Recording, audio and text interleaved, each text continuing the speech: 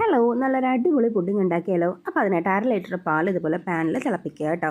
അതൊന്ന് ബോയിലായി തുടങ്ങുമ്പോഴത്തേക്കും ഒരു 25 gram China grass add ചെയ്ത് കൊടുക്കുക. അതിനുശേഷം ആവശ്യത്തിനുള്ള മധുരത്തിനനുസരിച്ചുള്ള പഞ്ചസാരയും കൂടെ ചേർത്ത് കൊടുക്കുക.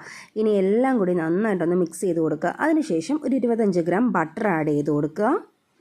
അതിനുശേഷം ഒരു 2 ടേബിൾ സ്പൂൺ കസ്റ്റർഡ് പൗഡറും കൂടെ ഇതുപോലെ ഒന്ന് മിക്സ് ചെയ്ത് അതിലോട്ട് ആഡ് ചെയ്ത് കൊടുക്കുക. ഞാൻ എടുത്തിട്ടുള്ളത് മാംഗോ കസ്റ്റർഡ് പൗഡറാണ് കേട്ടോ. അപ്പോൾ നല്ലൊരു ഫ്ലേവർ ആയിരിക്കും. അതിനുശേഷം ഫസ്റ്റ് ലെയറായിട്ട് ബ്രെഡ് സെറ്റാക്കി കൊടുക്കുക. അതിനുശേഷം അതിൻ്റെ മുകളിലോട്ട് ഈ കസ്റ്റർഡ് സൊല്യൂഷൻ ഒഴിച്ചു കൊടുക്കുക. അടുത്ത സെക്കൻഡ് ലെയറായിട്ട് ഞാനിവിടെ വെച്ച് കൊടുക്കുന്നത് ബിസ്ക്കറ്റാണ് കേട്ടോ. ഡൈജസ്റ്റീവ് ബിസ്ക്കറ്റോ എന്ത് ബിസ്ക്കറ്റ് വേണമെങ്കിലും നിങ്ങൾക്ക് വെച്ച് കൊടുക്കാം. അപ്പോൾ അതും സെറ്റായിട്ടുണ്ട്. അതിനുശേഷം ഡെക്കറേറ്റ് ചെയ്യാൻ വേണ്ടിയിട്ട് ഞാനിവിടെ കുറച്ച് ബിസ്ക്കറ്റ് ഇതുപോലെ പൗഡറാക്കിയിട്ട് മേലെ തൂറ്റി കൊടുക്കുന്നുണ്ട്.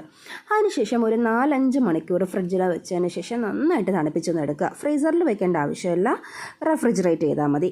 അപ്പോൾ നമ്മുടെ അടിപൊളി പുഡിംഗ് ഇവിടെ റെഡി ആയിട്ടുണ്ട്. എല്ലാവരും ട്രൈ ചെയ്ത് നോക്കുക കേട്ടോ. നല്ല അടിപൊളി ടേസ്റ്റാണ്. Bye bye.